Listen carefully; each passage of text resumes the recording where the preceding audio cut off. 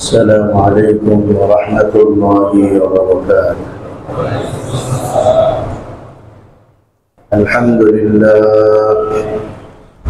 الحمد لله نحمده ونستعينه ونستغفره ونؤمن به ونتوكل عليه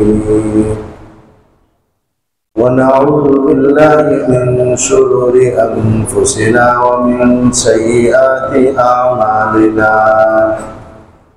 من يهده الله فلا مضل له ومن يضلله فلا هادي له، ونشهد أن لا إله إلا الله وحده لا شريك له، ونشهد أن سيدنا ونبينا ومولانا محمدا عبده ورسوله، صلى الله تعالى عليه وعلى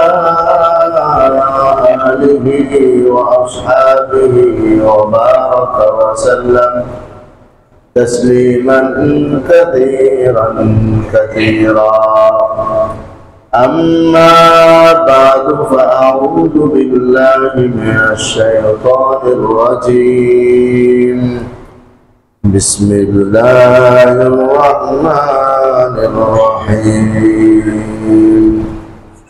لعن الذين كفروا من بني إسرائيل على لسان داود وعيسى بن مريم، ذلك بما عصوا وكانوا يعتدون.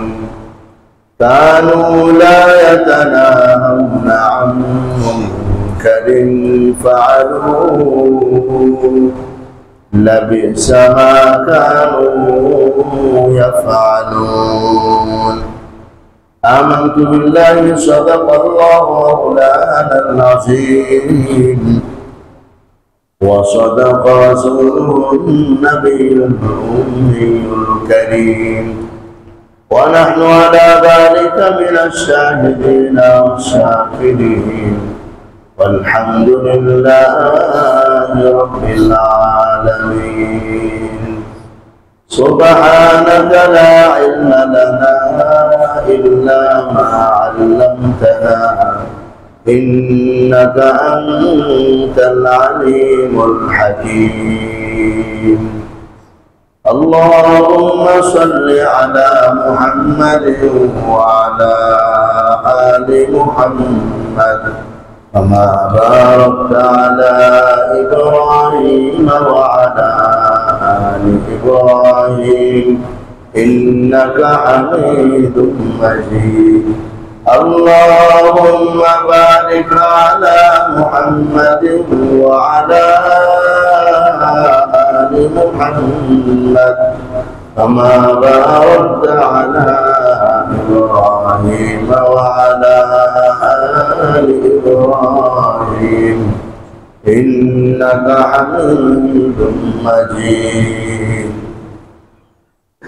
মুহতারাম ইমানি দিনী ভাইরা, আল্লাহ পাকের দরবারে অসংখ্য গণনা শুকর, যিনি আমাদেরকে জুমার নামাজ আদায় করার জন্য আল্লাহ পাকের ঘরে আসার বসার তৌফিক দান করেছেন।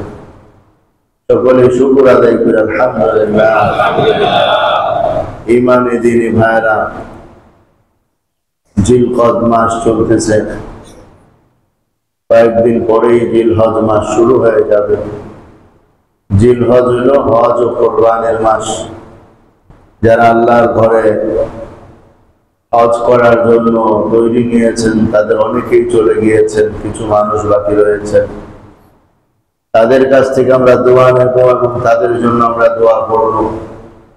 আল্লাহ তাআলা যেন তাদেরকে হজ্জে মাবরুর করার তৌফিক দান করেন। মিনা, মুজদালিফা, আরাফার সেই দোয়ার মধ্যে যেন আল্লাহ আমাদের কথাও স্মরণ রাখার তৌফিক দান করেন। ইমানদার দিনী ভাইরা, আলোচনা চলছিল ইসলামী সামাজিকতার উপরে। ইসলামী সামাজিকতার 13তম মূলনীতি সৎ কাজের আদেশ দান, অসৎ কাজে নিষেধ প্রদান। অর্থাৎ আল্লাহর হুকুমের ক্ষেত্রে মানুষকে বাস্তবায়নের আদেশ করা, আল্লাহ পাকের অবাধ্যতা এবং নাফরমানির ক্ষেত্রে মানুষকে নিষেধ করা, এটাকেই বলা হয় সৎ কাজে আদেশ, অসৎ কাজে নিষেধ।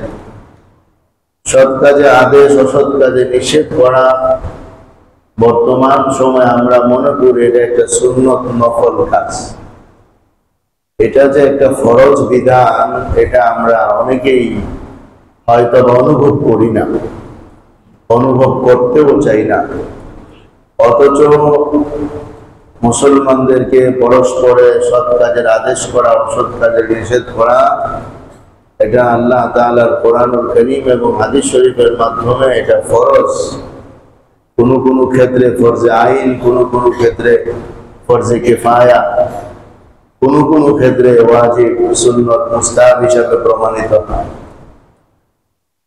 তো এই বিষয়টা আমাদের প্রত্যেক মুসলমানের দায়িত্ব এবং কর্তব্য, অপর মুসলমানকে সৎ কাজের আদেশ করা, অসৎ কাজে নিষেধ করা। যদি আমরা আমাদের এই দায়িত্ব পালন করি তাহলে আমরা অবশ্যই পুরস্কার প্রাপ্ত হব দুনিয়া এবং আখিরাতে। আর যদি আমরা আমাদের এই দায়িত্ব পালন না করি তাহলে অবশ্যই আমরা দুনিয়া এবং আখিরাতে চরম ক্ষতিগ্রস্ত হব।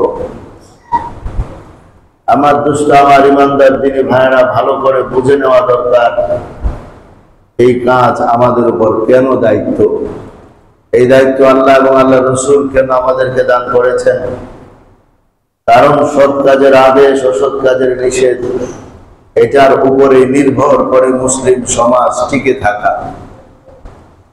দুনিয়ার মধ্যে মুসলিম সমাজ টিকে থাকবে কি থাকবে না, এটা কোন কাজের উপর নির্ভর করবে? এটাই নির্ভর করে সৎ কাজের আদেশ দান, অসৎ কাজে বাধা প্রদান, এই কাজের উপরে। এই কাজ যতদিন চলতে থাকবে, বিশ্বের বুকে মুসলমান তার নিজ স্বকীয়তা, তার নিজ আদর্শ, তার সভ্যতার উপর টিকে থাকবে। আর যখন এই কাজ টোটাল বন্ধ হয়ে যাবে, তখন পৃথিবীর মানচিত্র থেকে মুসলমান হারিয়ে যাবে। এই কাজ দিয়ে আল্লাহ রসুলদেরকে দুনিয়ার মধ্যে প্রেরণ করেছেন। সমস্ত নবী রাসূলগণের একটাই বড় জিম্মাদারি ছিল, সৎ কাজে আদেশ দান, অসৎ কাজে বাধা প্রদান। নবীদের দায়িত্ব বিশাল এবং ব্যাপক পরিধির মধ্যে ছিল। আমাদের দায়িত্ব সেই বিশাল প্রদান এবং ব্যাপক পরিধির মধ্যেই থাকবে। সৎ কাজের আদেশ দান, অসৎ কাজে নিষেধ প্রদান, এটাকে মুষ্টিমেয় কয়েকটা কাজের মধ্যে সীমাবদ্ধ করে দেওয়া, এটাও মুসলমানদের ভুল ধারণা। মানুষ মনে করে দাওয়াত ও তাবলীগের যে মেহনত, এতটুকুই সৎ কাজের আদেশ দান, অসৎ কাজের নিষেধ প্রদান। এছাড়া মনে পৃথিবীতে আর সৎ কাজের আদেশ দান বলতে কিছু নাই। অথচ মুয়াজ্জিনের আযান, এটাও সৎ কাজের আদেশ দান। আজকে যে আমরা কথা বলতেছি, এই কথা বলাটাও সৎ কাজের আদেশ দান, অসৎ কাজে নিষেধ প্রদান। বাবা তার সন্তানদেরকে যে ভালো কাজের কথা বলে মন্দ কাজ থেকে বেঁচে থাকতে বলে, সেটাও সৎ কাজের আদেশ দান, অসৎ কাজে নিষেধ প্রদান। উলামায়ে কেরাম তারা যে সমস্ত বয়ান মাহফিলে, ওয়াজ মাহফিলে কথা বলেন, যদি আল্লাহর জন্য ইখলাসের সাথে কথা বলে থাকেন, সেটাও সৎ কাজের আদেশ দান, অসৎ কাজে নিষেধ প্রদান। মাদ্রাসার মধ্যে যে কিতাবাদি পাঠদান করা হয়, সেই কিতাবাদি পাঠদান করানোটাও সৎ কাজের আদেশ দান, অসৎ কাজে নিষেধ প্রদান। যে কেউকে ভালো কাজের কথা বললো, সেটাই সৎ কাজের আদেশ দান। যে কাউকে মন্দ কাজ থেকে বিরত থাকতে বললো, সেটাই অসৎ কাজে বাধা প্রদান। এই সবটাকে বাদ দিয়া কেবল তাবলীগ জামাতের ভাইরা যা করেন, সেটাই দাওয়াত ও তাবলীগ, সেটাই সৎ কাজের আদেশ দান, আর কোনোটাই তাবলীগ না, আর কোনোটাই দাওয়াতের কাজ না, এমন ধারণা পোষণ করা সম্পূর্ণ ভ্রষ্টামি আর গুমরাহি ছাড়া আর কিছুই না। কারণ আল্লাহ নবী সাল্লাল্লাহু আলাইহি ওয়াসাল্লাম যা যা করছেন উম্মতকে দ্বীনের উপরে আনার জন্য, সবটাই সৎ কাজের আদেশ দান, সৎ কাজের আদেশ দান। আর উম্মতকে গুনার পাপাচার থেকে বাঁচানোর জন্য যা যা নিষেধ করেছেন, সবটাই অসৎ কাজের বাধা প্রদান। তাহলে আমরা এটাকে কেন সীমাবদ্ধ করে নিচ্ছি? এই সীমাবদ্ধতার কারণে আমাদের ভিতরে মতবিরোধ তৈরি হয়, এই সীমাবদ্ধতার কারণে আমাদের ভিতরে ঝামেলার তৈরি হয়। একদল আরেক দলকে নিয়ে তুচ্ছ তাচ্ছিল্য করে আর বলে এরা কি তকলিফ কিছু বুঝে নাকি। না আমার দুষ্ট ভাই, এমন না বিষয়টা। আপনিও চিন্তা করেন, আল্লাহর নবীকে আল্লাহ পাঠাইছেনই তো দুনিয়ার মধ্যে দ্বীন ইসলামকে বিজয় করার জন্য, দেশ দেশান্তরে মানুষের হৃদয় রাজ্যে ইসলামকে গ্রহণ করানোর জন্য। তো আল্লাহর নবী দ্বীন ইসলামকে প্রচার প্রসার এবং প্রতিষ্ঠিত করার জন্য যা যা করেছেন সবটাই তো সৎ কাজের আদেশ দেন, অসৎ কাজের নিষেধ করে দেন। তাহলে আমরা এটাকে কেন সীমাবদ্ধ করে নেব? এই জন্য আমরা বলেছিলাম, আল্লামা মুফতি তাকি উসমানী দামাত বারাকাতুহু বলেছেন, এই কাজে কিছু মানুষ বাড়াবাড়ি করে, কিছু মানুষ ছাড়াছাড়ি করে। বাড়াবাড়িও করা যাবে না, ছাড়াছাড়িও করা যাবে না, সঠিক পথের উপর থাকা লাগবে। বাড়াবাড়ি কি? বাড়াবাড়ি হলো যে সব বাদ দিয়া শুধু তাবলীগের কাজ করতেই হবে, এটা সবার উপর ফরজ, এটা যে না করছে সে জাহান্নামী। মাদ্রাসায় পড়াইলেও তাবলীগ হবে না, মসজিদে বয়ান করলেও তাবলীগ হবে না, ওয়াজ মাহফিলে স্টেজে স্টেজে মাইকে বয়ান করলেই কি তাবলীগ হয় নাকি? তাবলীগ তো কেবল একমাত্র 3 দিনে যাওয়া, 40 দিনে যাওয়া, 3 চিল্লায় যাওয়া এবং মানুষের দ্বারে দ্বারে বারে বারে যাওয়ার নামই তাবলীগ। এটার নাম দোস্ত বাড়াবাড়ি। এটার নাম কি? কথা বুঝতেছেন আপনারা? খেয়াল করে কথাগুলো শুনেন। এটার নাম হলো বাড়াবাড়ি। এই একদল মানুষ এমনটা করে থাকে, এমনটা বুঝে থাকে, এরাও আমাদের ভাই মুসলমান। আরেক দল মানুষ করে ছাড়াছাড়ি। ছাড়াছাড়ি কি? আপনার ঘরের মানুষ আল্লাহর হুকুম মানে না, আপনি দেখতেছেন। আপনার ঘরের মানুষ আল্লাহর হুকুমের বিরুদ্ধে গান বাজনা, অন্যায় অনাচার পাপাচারে লিপ্ত, আপনি দেখতেছেন। দেখার পরেও আপনি কিছু বলেন না। এটার নাম হলো ছাড়াছাড়ি। আমি মনে করি, আরে বলবো না তবলিগরা, বলবো না আলেম উলামারা, বলবো না মসজিদের থেকে কেউ আইসা।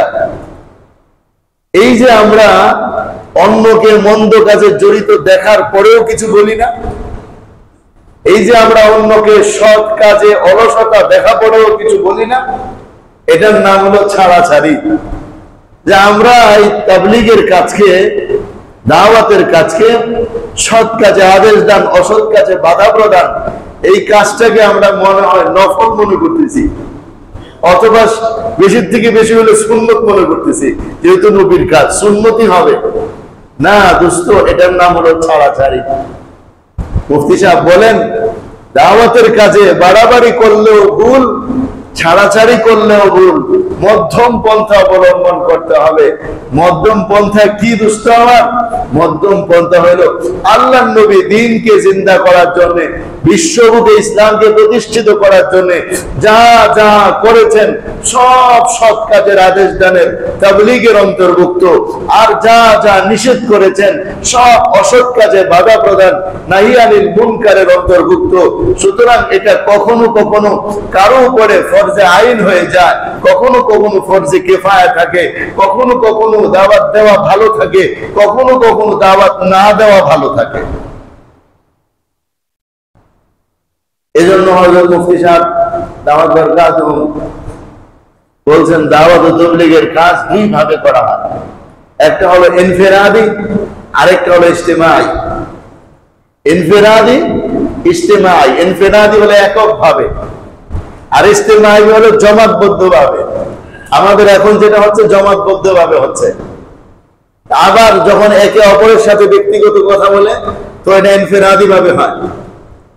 ওনারা বলেন এই কথা, ইনফিরাদি দাওয়াত ও তাবলীগের কাজ করা প্রত্যেক মুসলমানের উপর ফরজে আইন, যদি তার ক্ষমতা থাকে। প্রত্যেক মুসলমানের উপর দাওয়াতের কাজ করা কি ভাই? ফরজে আইন, যদি তার ক্ষমতা থাকে, সক্ষমতা থাকে। ক্ষমতার সক্ষমতা বলতে কি বোঝায়? ক্ষমতার সক্ষমতা বলতে বোঝায়, আমি দাওয়াত দিলে আপনি আমারে মারবেন না, আমি দাওয়াত দিলে আপনি আমাকে গালিগালাজ করবেন না, আমি দাওয়াত দিলে আপনি ইসলামকে নিয়ে কটূক্তি করা শুরু করে দিবেন না। এই জাতীয় কিছু বিষয় যদি সম্ভাবনা না থাকে তাইলে দাওয়াত দেওয়া ফরজে আইন, দিতে হবে, না দিলে গুনাহ হবে। কোন সময়? যখন আমি দেখব সে আল্লাহর আইনের ক্ষেত্রে অলসতা করতেছে, সৎ কাজ করে না, তখন সৎ কাজের দাওয়াত দেব। অসৎ কাজ করে, অসৎ কাজ থেকে বিরত থাকার দাওয়াত দিব। কখন? যখন আমি দেখব, তখনই এটা ফরজে আইন হবে। যখন আমি দেখব তখন এটা ফরজে আইন হবে। শর্ত হলো আমার সক্ষমতা থাকতে হবে। আর যদি এরকম মনে হয় যে দাওয়াত দিলে আমার পিটাইব, তাইলে আমার উপর ফরজ থাকে নাই, ফরজ শেষ। কারণ পিটানোর সম্ভাবনা থাকলে ফরজ নাই, এখন নিচে নেমে গেছে স্তর। এখন যদি আপনি পিটা সহ্য করতে পারেন তাইলে আপনি দেন, তবু ফরজ না, কিন্তু দিলে অনেক সওয়াব আছে। যেটা হযরত আবু বকর সিদ্দিক সহ সাহাবায়ে কেরাম করছিলেন। জানতেন মক্কার মানুষকে দাওয়াত দিলে পিটাইবো, তারপরেও তারা দাওয়াত দিতেন। কিন্তু নবীজির উপরে তো সর্বদাই ফরজ ছিল। আমাদের ক্ষেত্রে অবকাশ দেওয়া হয়েছে, মাইর খাওয়ার দরকার নাই, বুঝে শুনে কাজ করো। ঝামেলা পড়ার দরকার নেই, বুঝে শুনে কাজ করো, কৌশলে কাজ করো। উদউ ইলা সাবিলি রাব্বিকা বিল হিকমা ওয়াল মাউইযাতিল হাসানা। আমার দোস্ত, আমার ইমানদার দিনী ভাইরা, তাহলে ইনফিরাদি ভাবে দাওয়াত ও তাবলীগের কাজ করা আমাদের সবার সক্ষমতা থাকলে সুন্নাত না ফরজ ভাই? ফরজে আইন না ফরজে কিফায়া ভাই? ফরজে আইন। এখন আপনারা হাদিস শরীফ থেকে বিষয়টা মিলান। আল্লাহ নবী সাল্লাল্লাহু আলাইহি ওয়াসাল্লাম ইরশাদ করেন, আলা কুল্লুকুম রাইন ওয়া কুল্লুকুম মাসউলুন আন রাইয়াতিহি। সহিহ বুখারী 7138 নম্বর হাদিস।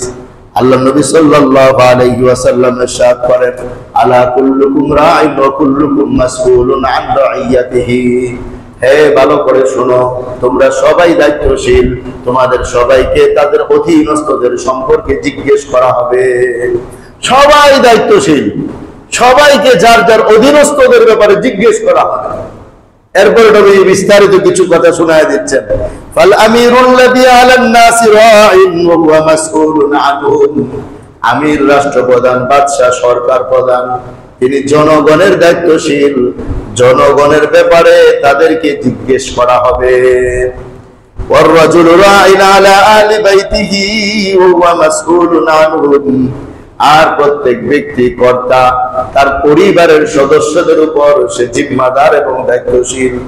পরকালে আল্লাহ তার পরিবার সম্পর্কে তাকে জিজ্ঞেস করবেন। ওয়াল মারআতু রাইয়াতুন আলা বাইতি বালিহা ওয়া ওয়ালাদিহি ওয়া হিয়া মাসউলাতুন আনহুম। আর প্রত্যেক স্ত্রী এবং নারী তার স্বামীর ঘর এবং স্বামীর সন্তানদের জিম্মাদার এবং দায়িত্বশীল। তাদের ব্যাপারে আল্লাহ রাব্বুল আলামিন তাকে জিজ্ঞাসা করবেন। এরপর আল্লাহ নবী বলেন, আলা ফাকুল্লুকুম রাইন ওয়া কুল্লুকুম মাসউলুন আন রাইয়াতিহি। তোমরা সবাই জিম্মাদার এবং দায়িত্বশীল, তোমাদের সবাইকে তাদের অধীনস্থদের ব্যাপারে জিজ্ঞেস করা হবে। এই হাদিস সহিহ বুখারী 7138 নম্বরে বর্ণিত হয়েছে ভাই। যেহেতু সহিহ বুখারীতে আছে, তাহলে হাদিসটা কি সহিহ হবে ভাই? সহিহ হাদিস। তো এই হাদিসে আমাদের কি জানালেন আল্লাহ নবী? যে তোমরা সবাই দায়িত্বশীল, তোমাদের দায়িত্ব সম্পর্কে আল্লাহ জিজ্ঞেস করবেন। এখন প্রশ্ন, আমরা কিসের দায়িত্বশীল? কি জিজ্ঞেস করবেন আল্লাহ তাআলা? আমরা কি ভাত আর কাপড়ের দায়িত্বশীল, যে আমাদের অধীনস্থদের ভাত কাপড় দিতে হবে, এই দায়িত্ব আমাদের? এতটুকুই আমাদের জন্য শেষ? আমরা যদি এটা মনে করে থাকি যে হ্যাঁ এটাই মনে আল্লাহ জিজ্ঞেস করবেন যে পরিবার পরিজন আর দেশের জনগণকে ভাত কাপড় দিয়েছিল কিনা, এই দায়িত্ব তো কাফেরও পালন করতেছে। হিন্দু, বৌদ্ধ, খ্রিস্টান ওই দায়িত্ব পালন করে, তার সন্তানকে সে ভরণ পোষণ দিচ্ছে, ভাত কাপড় দিয়ে তাদেরকে পালতেছে। তাইলে তো আর জিজ্ঞাসা করার কি হইলো আমাদেরকে? তাহলে বোঝা গেল এটাই দায়িত্ব না। এই দায়িত্ব সম্পর্কে জিজ্ঞেস করা হবে না। কোন দায়িত্ব সম্পর্কে জিজ্ঞেস করা হবে? রাসূল পাক সাল্লাল্লাহু আলাইহি ওয়াসাল্লাম অন্য হাদিসের মধ্যে এই দায়িত্বের কথা জানায় দিলেন। ফাআইদ্দু লিল মাসআলাতি জাওয়াবান আল্লাহ নবী বললেন, তোমরা তোমাদের যে আল্লাহ প্রশ্ন করবে, জিজ্ঞেস করবে, এর জন্য উত্তর প্রস্তুত রাখো। ফাআইদ্দু লিল মাসআলাতি জাওয়াবান, উত্তর প্রস্তুত রাখো। সাহাবা বলছেন, ওয়ামা জাওয়াবুহা ইয়া রাসূলুল্লাহ, কি জবাব আমরা রেডি রাখবো? আল্লাহ নবী বলেন, আমালুল বিররি, নেক আমল সম্পর্কে প্রশ্ন করা হবে। তোমার অধীনস্থরা নেক আমল করেছিল কি করেছিল না, সেটা তুমি জবাব দাও। দুষ্ট অধীনস্থদের ব্যাপারে সক্ষমতার কোনো প্রয়োজন নাই, কারণ আমরা জানা কারো অধীনস্থ, আমরা সবার উপরেই সক্ষম। সক্ষমতা তো অন্যের বেলায়, অধীনস্থের বেলায় তো কোনো সক্ষমতার দরকার নাই, কারণ অধীনস্থ তো এমনি আমাদের অধীনস্থ, আমরা তো এদের উপরে সবকিছু করার ক্ষমতা রাখি। একটা সময় পর্যন্ত মালিক সব সময় কর্মচারীর উপরে প্রবল, বাদশা সব সময় জনগণের উপর প্রবল, স্বামীরা সব সময় পরিবারের উপর প্রবল। আর দু একজন স্বামী থাকতে পারে যে কিছু বুঝে না নেন, তার উপরে আবার অন্যরা কাঁঠাল ভেঙে খায়, সেটা আলাদা কথা। কিন্তু সমস্ত স্বামী পরিবারের উপর প্রবল, তার সক্ষমতার দরকার নাই, এমনি সে সক্ষম। তো আল্লাহ নবী হাদিসের দ্বারা পরিষ্কার করে দিলেন, তোমরা যাদের নিয়ন্ত্রণ তোমাদের হাতে, তাদের সৎ কাজের আদেশ করা, তাদেরকে অসৎ কাজে বিরত রাখা, এটাই তোমার জিম্মাদারি। এই সম্পর্কে তোমাকে জিজ্ঞেস করা হবে। আরে ভাত কাপড় দিয়েছো কি দিয়েছো না, সেটা জিজ্ঞাসা এখানে না, সেটার তো দরকারই নেই জিজ্ঞাসা করার, সেটা তো এমনি দিবা। ছেলেকে তো প্রাপ্তবয়স্ক হওয়া পর্যন্তই বাবার জিম্মাদারি, এরপরে বাবার কোনো জিম্মাদারি নাই।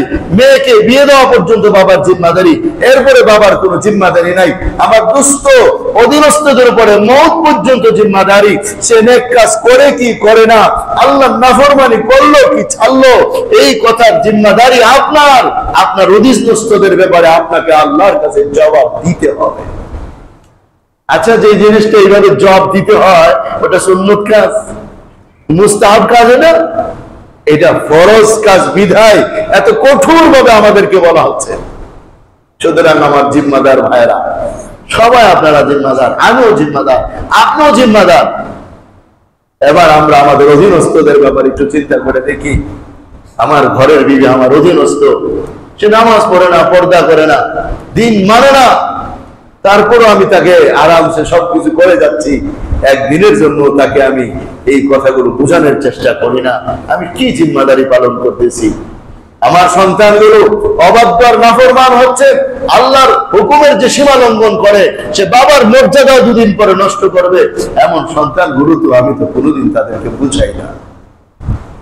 এই কাজের জিম্মাদারি আমার থাকা সত্ত্বেও আমার ছেলেরা রাস্তায় হাত প্যান্ট পরে কিভাবে পড়ে, আমার মেয়েরা রাস্তায় উলঙ্গ হয়ে ঘুরে তো কিভাবে ঘুরে, আমার বিবি পেট পিঠ দেখায় রাস্তায় কিভাবে ঘুরে। এতটুক গায়রত, এতটুক আত্মমর্যাদাবোধ মুসলমান হওয়ার পর কেন আসে না আমাদের ভেতর?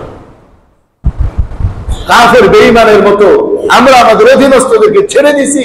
আল্লাহর কসম, সেদিন জিজ্ঞেস করা হবে, নামাজীর নামাজ পর্যন্ত আটকায় দেওয়া হবে, রোজাদারের রোজা পর্যন্ত বন্ধ করে রাখা হবে, সমস্ত আমল অফ করে রাখা হবে। এই প্রশ্নের জবাব দেয়, তারপরে আমল নামা নিয়ে সামনে আনা হবে। দাওয়াতের কাজ করা নফল মুস্তাহাব কাজ না দোস্ত, ফরজে আইন জায়গা মতো এটা ফরজে আইন। সুতরাং অধীনস্থদের উপর দাওয়াতের কাজ করা এটা ফরজে কিফায়া না ফরজে আইন বলুন তো দেখি? কারণ আমি সম্পূর্ণ সক্ষম, আমার ছেলের নিয়ন্ত্রণ আমার হাতে, আমার মেয়ের নিয়ন্ত্রণ আমার হাতে, আমার বিবির নিয়ন্ত্রণ আমার হাতে, ছোট ভাইদের নিয়ন্ত্রণ আমার হাতে, আমার কর্মচারীর নিয়ন্ত্রণ আমার হাতে, আমার সব এইগুলোর নিয়ন্ত্রণ আমার হাতে আছে। আপনার গাড়ির ড্রাইভার নামাজ পড়ে না, আপনি কোনো দিন তাকে নামাজের কথা বলেন নাই। আপনার বাড়ির দারোয়ান নামাজ পড়ে না, কোনো দিন তাকে নামাজের কথা বলেন নাই। অথচ সে আপনার খেদমত করে জীবন পার করে দিতেছে, আপনি একটা দিনের জন্য তাকে দাওয়াত দেন নাই, অথচ সে আপনার নিয়ন্ত্রণে। আপনি বললে সে নামাজও পড়বে, দাড়িও রাখবে, টুপিও পড়বে। শিক্ষকরা ছাত্র ছাত্রীদেরকে নামাজের কথা বলে না, ইবাদতের কথা বলে না। আল্লাহর কসম, শিক্ষক জিম্মাদার, শিক্ষিকা জিম্মাদার মুসলমান ছাত্র ছাত্রীদের। যদি কথা বললে চাকরি চলে যায়, ওই চাকরি ছেড়ে দেন, আল্লাহর চাকরি করেন, আল্লাহর জন্য কথা বলেন। শিক্ষা প্রতিষ্ঠানে ইসলামের কোন কথা শিক্ষক শিক্ষিকা বলতে পারবে না। এটা কেমন কথা বলেন না? বিধায় তো এখন বলতে পারবেন আইন জারি হচ্ছে বলে এটা ধর্মের বিষয়, এটা ব্যক্তিগত বিষয়। কে বলছে এটা ব্যক্তিগত বিষয়? সহিহ বুখারীর হাদিস প্রমাণ করে এটা ব্যক্তিগত বিষয় না, এটা আল্লাহর পক্ষ থেকে স্বীকৃতি দেওয়া বিষয়। এই বিষয়ে যে সীমা লঙ্ঘন করবে তাকে জবাব দিতে হবে। এটা ব্যক্তিগত বিষয় কোথা থেকে হইল? সুতরাং মুসলমান শিক্ষকদের জন্য ফরজ আইন তার ছাত্র ছাত্রীকে আল্লাহর দ্বীন শিখানো, আল্লাহর দ্বীনের কথা পড়ার ফাঁকে ফাঁকে বলা, এটা তার উপর ফরজ আইন। হ্যাঁ আমার দুষ্ট, আজ আমরা এই বিধান লঙ্ঘন করে সব গুনাহগারের মধ্যে পরিণত হচ্ছি। অপর এক হাদিসের মধ্যে দেখেন আল্লাহ রাসূল সাল্লাল্লাহু আলাইহি ওয়াসাল্লাম দাওয়াতের কাজের তরিকা কখন কিভাবে করতে হবে, কোথায় কি সব বলে দিতেছেন। মান রাআ মিনকুম মুনকারান ফালিয়ুগাইয়িরহু বিয়াদিহি ওয়া ইল্লাম ইস্তাতি ফাবিলিসানি ওয়া ইল্লাম ইস্তাতি ফাবিকলবি ওয়া যালিকা আদাফুল ঈমান। সহিহ মুসলিম 2172 নম্বরের হাদিস। আরো অনেক কিতাবে হাদিস আসছে। তোমাদের মধ্যে কেউ যদি কোনো গর্হিত কাজ করতে দেখে, যদি শক্তি থাকে তাইলে যেন হাত দিয়ে বাধা দেয়, পরিবর্তন করার চেষ্টা করো। এই যে সক্ষমতা আসছে, এটা অন্যের বেলায় সক্ষমতা, অধীনস্থদের বেলায় সক্ষমতা এমনিতে দেওয়া।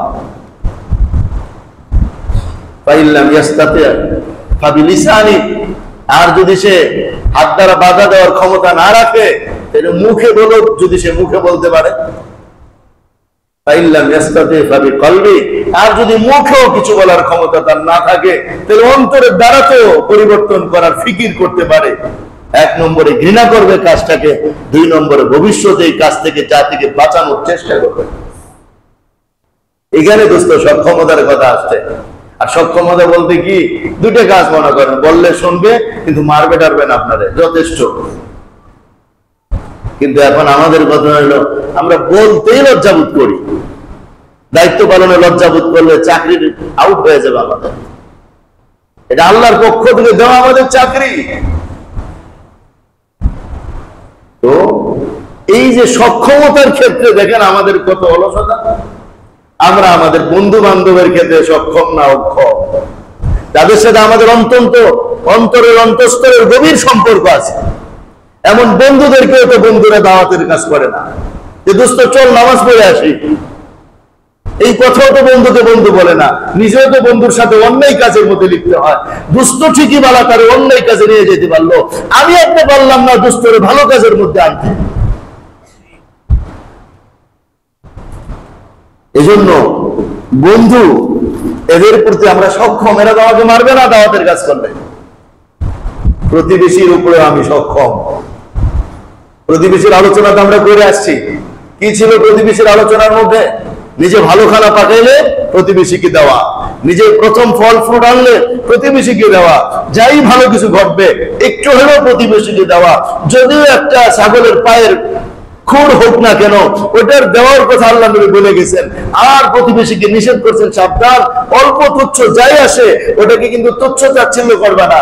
এই যে প্রতিবেশীর হক দেওয়া হয়েছে, আর যদি ওই প্রতিবেশীর ঘরে দাওয়াত নিয়ে যাওয়া হয়, আল্লাহর কসম প্রতিবেশী এটা মাইনা নিতে বাধ্য হবে।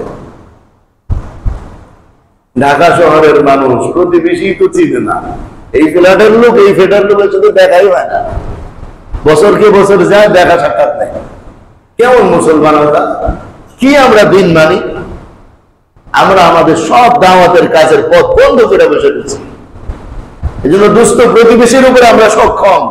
অর্থাৎ প্রতিবেশীকে দাওয়াত দিলে মারবে না, অপছন্দ করবে না, নিয়ম মোতাবেক তাকে এরকম আস্তে আস্তে আস্তে আস্তে দিনের দিকে, মসজিদের দিকে আনা আপনার আমার উপর ফরজ, ভাই ফরজ ফরজ। হ্যাঁ, যদি পিঠা ধরেন যে না দরজা খুলে পিঠে বের করে তাহলে ফরজ থাকবে না।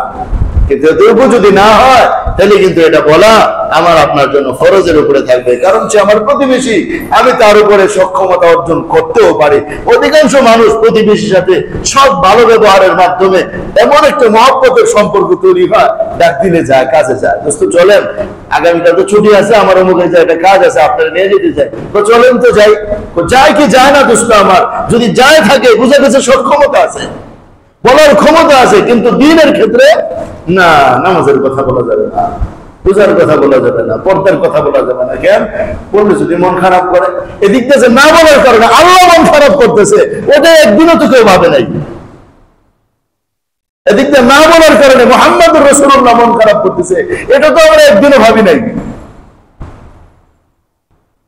প্রতিবেশী মন খারাপ করবে, দোস্ত মন খারাপ করবে, বন্ধু মন খারাপ করবে, রিক্সাওয়ালা মন খারাপ করবে, গাড়িওয়ালা মন খারাপ করবে, দোকানদার মন খারাপ করবে। আল্লাহর মনের চিন্তা আমার আপনার করার দরকার ছিল না? যে দোকান থেকে আপনি সব সময় সদাই কিনেন, ওই দোকানদারকে আপনি কয়দিন দাওয়াত দিচ্ছেন? ওই দোকানদারের উপরে তো আপনি দাওয়াত না শুধু আরো বড় করে দিলেও সে শুনতে বাধ্য যে কেন এটা আমার একটা বিরাট কাস্টমার, যখনই আসে হাজার হাজার টাকার মাল কিনে। এর উপরে পূর্ণ সক্ষমতা আমার আপনার আছে, কিন্তু কই আমরা সম্পর্ক করি ঠিক, আল্লাহ জানে কোন স্বার্থের জন্য সম্পর্ক করি, দ্বীনের জন্য তো আমরা সম্পর্ক করি না। আমাদের এই সম্পর্ক করা কাফের বেঈমানের মতো তো হয়ে যাচ্ছে। নাউজুবিল্লাহ, এরাও তো ধর্মের দিকে মানুষকে দাওয়াত দেয়। এই জন্য আমার দোস্ত, যাদের সাথে আমাদের মহব্বতের সম্পর্ক তৈরি হয়, আমরা তাদেরকে বলতে পারি। রিক্সা দিয়ে আমরা কতবার আসা যাওয়া করি সারা জীবন। কে আছে, কয়জন রিক্সাওয়ালাকে দাওয়াত দিছে? দু এক তবলিগওয়ালা ছাড়া আর কেউ দাওয়াতের কাজ করে না। এখানে হয়তো দু একজন তবলিগওয়ালার হৃদয়ের ভিতরে ওই ব্যথা আসছে, রিক্সাওয়ালার ভাড়া ছিল 50 টাকা, 10 টাকা বাড়ায় 60 টাকা দিয়ে তারা দাঁড়ায়া 2 মিনিট কথা বলছে, রায় নামাজ কালাম পড়ো, সন্তানদেরকে দিন শিখায়ও, সময় পেলে 3 দিনের জামাতে যাও। ওই তবলিগওয়ালা ছাড়া তো আমরা কেউ বলি না। কেন আমরা রিক্সাওয়ালার সাথে তাকে একটা দাওয়াত দিতে পারি না? কেন আমরা গাড়ির হেল্পারকে দাওয়াত দেই না? কেন আমরা গাড়ির ড্রাইভারকে দাওয়াত দেই না? কেন আমরা আমাদের পরিচিত মহব্বতের বন্ধু বান্ধব মানুষগুলোকে দাওয়াত দেই না? সক্ষমতার ভিতরে এরা, আমরা যখন দেখি এরা অসৎ কাজ করে, আমরা নিষেধ করি না। দিদারসে হাফ প্যান্ট পরে ছেলেপেলেরা ঘুরতেছে, একজন মানুষ নিষেধ করে না সমাজের মধ্যে। আর ছেলেরা হাফ প্যান্ট পরে, আল্লাহর কসম 2 দিন পরে মেয়েরা হাফ প্যান্ট পরবে। ইউরোপ আমেরিকা পড়তেছে মেয়েরা হাফ প্যান্ট, আমাদের সমাজে মেয়েরা পড়বে 2 দিন পরে হাফ প্যান্ট। আগে ছেলেরা হাফ প্যান্ট পড়তো না, এখন ছেলেরা পরে। কি প্রমাণ করে? আগে বেড়ে গেছে, 2 দিন পরে মেয়েরা পড়বে। তখন আপনি কি করবেন রাস্তাঘাটে? এখনো সময় আছে দোস্ত, পরিবেশ এত গান্দা এখনো হয়ে যায় নাই। এখন এই দেশের মানুষ দাওয়াতের কথা বললে শুনে, এখনো মানুষ জামাত গেলে খানা খাওয়া, এখনো মানুষ তবলিগের সাথীদের সালাম দেয়, এখনো মানুষ ভালো কথা বললে মহব্বত করে, এখনো মানুষ ভালো কথা বললে শ্রদ্ধা করে। এখনো সময় আছে দাওয়াতের কাজ করার, কিন্তু এক জামানা চলে আসবে যে জামানা দাওয়াতের কাজ করার কোনো সুযোগ থাকবে না। আমরা না করতে না করতে ওই জামানাটাকে টাইলা নিয়ে আসতেছি। করবো ভাই দাওয়াতের কাজ, করবো ইনশাআল্লাহ। হ্যাঁ, অধীনস্থদের উপর সক্ষমতা সর্বদাই আমার আছে। আর যারা অধীনস্থ নয়, তাদের সাথে সুসম্পর্কের মাধ্যমে এক সক্ষমতা তৈরি করতে হবে, যেন আমি কিছু বললে তারা শুনে। ওই নিয়তেই সম্পর্ক হবে যে আমি তাকে মানাবো, আমি তাকে শোনাবো, আমি তাকে নামাজি বানাবো। আমাদের কত দোকানদার নামাজের সময় নামাজে আসে না, কত যুবক ছেলেরা ঘুরতেছে কাটতেছে, জুমার নামাজের খবর নাই। বাবা 3 ঘন্টা আগে এখানে এসে বসে রয়েছে, ছেলের কোনো খবর নাই। এই কথা বলি না যে বাবা আপনি আইছেন না, বরং বলি ছেলেটাকে নিয়ে আসেন, অবশ্যই ছেলেটাকে নিয়ে আসেন। ওরা বুঝা ছোট কাল থেকে বুঝায়া তৈরি করে, ছোট কাল থেকে বুঝায়া তৈরি করে। বাবা মায়ের অভিযোগের শেষ নাই, ছেলে মেয়ে কথা শুনে না, কথা শুনে না। আগে আপনি কথা শোনানোর ব্যবস্থা করেন, কোরআনের আয়াত এবং হাদিসগুলো তার কানে যাওয়ার ব্যবস্থা করেন। সে শুনবে ইনশাআল্লাহ। যখন সে আল্লাহর কালাম শুনবে আর বুঝবে যে বাবা মার কথা না শুনলে আমার পরকালে খবর আছে, ইনশাআল্লাহ সে শুনবে। কিন্তু এমন সময় আপনারা আসেন যে সময় আর নিয়ন্ত্রণ তার হাতে রাখার সুযোগ থাকে না, তার নিজের হাতেই তার নিয়ন্ত্রণ নাই, নিয়ন্ত্রণ চলে গেছে ইবলিসের কাছে। ওরে আপনিও পারবেন না, হুজুরও পারবো না, কেউ পারবো না। এখন আল্লাহ যদি বিশেষ কোনো রহমত করে সেটা আলাদা কথা। আমার দুষ্ট, আমার ইমানদার দিনী ভাইরা, দাওয়াতের কাজ আমাদের প্রত্যেক ব্যক্তির সক্ষমতা থাকলে ফরজে আইন আর সক্ষমতা না থাকলে ফরজে আইন থাকে না। জামাতবদ্ধ ভাবে দাওয়াতের কাজ করা ফরজে কিফায়া। দাওয়াত ও তাবলীগের যে পদ্ধতি আলহামদুলিল্লাহ হযরত ইলিয়াস সাহেব রাহমাতুল্লাহ আলাইহি চালু করে গেছেন, ওটা যখন প্রত্যেক ব্যক্তি জামাতে যায় তো ফরজে কিফায়ার দায়িত্ব পালন হয়, এবং যখন একা একা করতে থাকে তখন ফরজে আইন হয়। যখন সে অন্যায় কাজ দেখে আর সাথে সাথে বলা, আল্লাহর আইনের অলসতা দেখে আর সাথে সাথে বলা, এটা হলো ফরজে আইন। আর এমনিতে দাওয়াত দেওয়া, ভাই চলেন নামাজে যাই, ভাই নামাজ ঠিক মতো পড়া চাই, জাহান্নাম থেকে বাঁচা চাই, এটা ফরজে কিফায়া।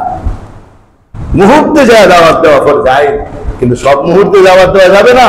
যদি অবস্থার বিবেচনা করে ওগুলো সম্পর্কে আরো কিছু নীতিমালা আমি পরে ইনশাআল্লাহ আপনাদের খেদমতে পেশ করব। যে সমস্ত নীতিমালা বুজুর্গ আলেদিন দাওয়াত ও তাবলীগের কিছু নীতিমালা উল্লেখ করে দিয়ে গেছেন, কোরআন এবং হাদিসের আয়াত থেকে নির্বাচন করে সেই নীতিমালাগুলো আমরা এখানে যুক্ত করবো ইনশাআল্লাহ। এই জন্য আমরা শুরু থেকে আয়াত তেলাওয়াত করছি। আল্লাহ তাআলা বলেন, লুইনাল্লাযীনা কাফারু মিন বানি ইসরাঈল আলা লিসানি দাউদ ওয়া ঈসা ইবনে মারইয়াম। দাউদ আলাইহিস সালাতু ওয়াস সালাম এবং ঈসা আলাইহিস সালাতু ওয়াস সালামের পবিত্র জবানের মাধ্যমে আল্লাহ বনি ইসরাঈলদের উপর লানত দিবেন, অভিশাপ দিবেন। বলছেন ওদেরকে লানত দাও। এই দুই নবী লানত দিবেন এদেরকে। কেন? যালিকা বিমা আসাউ ওয়া কানু ইয়াহতাদুন। সীমা লঙ্ঘন করার কারণে, আল্লাহর অবাধ্য হওয়ার কারণে। কিভাবে অবাধ্য হইল? কানু লা ইয়াতানাহাউনা আন মুনকারিন ফাআলু। এরা যখন কাউকে মন্দ কাজ করতে দেখতো এরা নিষেধ করতো না। আল্লাহর আইনে কাউকে শিথিলতা করতে দেখতো, সৎ কাজের আদেশ দিত না। অসৎ কাজ করতে দেখতো তো নিষেধ করতো না। করলেও ভাষা ভাষা নিষেধ করতো, গভীর ভাবে নিষেধ করতো না। এই কারণেই বনি ইসরাইলের মধ্যে খারাপই আসছে। তাদের আদর্শ এবং পূর্বপুরুষদের সব ধ্বংস হয়ে গেছে। তারা খায়সাতের পূজারী, মনের পূজারী, নফসের পূজারী হয়ে গেছে, এবং তাদের তাওরাতের যে সভ্যতা তাদের শেখানো হয়েছিল বিলুপ্ত হয়ে গেছে। তার বড় কারণ হলো যখন তাদের মধ্যে কিছু মানুষ অন্যায় শুরু করলো, বাকিরা তাদেরকে বাধা দেয় নাই। এই আয়াত শুনে আল্লাহ আমাদের কি বুঝাইলেন? তোমরাও যদি বাধা না দাও, তোমরাও যদি অসৎ কাজে নিষেধ না করো, সৎ কাজে আদেশ না দাও, যে অভিসম্পাদ আর লানত আমি দাউদের জবানের দ্বারা দিয়েছিলাম, যে অভিসম্পাদ আর লানত আমি হযরত ঈসার জবানের দ্বারা দিয়েছিলাম, সে অভিসম্পাদ আর লানত তোমাদের উপরে পড়বে। এই জন্য আমার দোস্ত, অধীনস্থদেরকে না বলা এটা আল্লাহর পক্ষ থেকে লানত পাওয়ার লক্ষ্য। সক্ষমতা থাকা সত্ত্বেও অসৎ কাজে বাধা না দেওয়া এটা আল্লাহর পক্ষ থেকে লানত পাওয়ার আলামত। আমরা আল্লাহর লানত নিতে চাই না। নিতে চাই ভাই? আমরা আল্লাহর লানত থেকে বাঁচতে চাই। তো আল্লাহর লানত থেকে বাঁচতে হলে নিজের অধীনস্থদেরকে এক নম্বরে আল্লাহর দ্বীন শিখাবো তো ইনশাআল্লাহ। এদেরকে বলবো তো দ্বীনের কথা, এবং অন্যদের ব্যাপারে সক্ষমতা থাকলে অবশ্যই আমরা তাদেরকেও বলবো। আমার দুষ্ট মুসলমানরা যদি এই কাজকে আপন বানায় নেয় এবং এই কাজকে সবাই সবার জায়গা থেকে করতে থাকে, তাহলে ইনশাআল্লাহ আমরা আমাদের সত্যিকারের আদর্শের উপর চলতে পারবো। আমাদের সক্রিয়তা ঠিক থাকবে, আমাদের নীতি নৈতিকতা আদর্শটাও ফিরে আসবে। আমরা এই পৃথিবীর মধ্যে বিজয় লাভ করতে পারবো। আর যদি তা না হয় আমরা পরাজিত হব। শুধু পরাজিত না, শুধু পরাজিত না, এমন কঠিন কঠিন আযাবের দ্বারা আল্লাহ আমাদের গ্রেফতার করবেন যেটা বলার অপেক্ষা রাখে না। কোরআন সাক্ষী, নবীর হাদিস সাক্ষী, অতীতের জাতিদেরকে এই কাজ না করার কারণে ধ্বংস করে দেওয়া হয়েছে।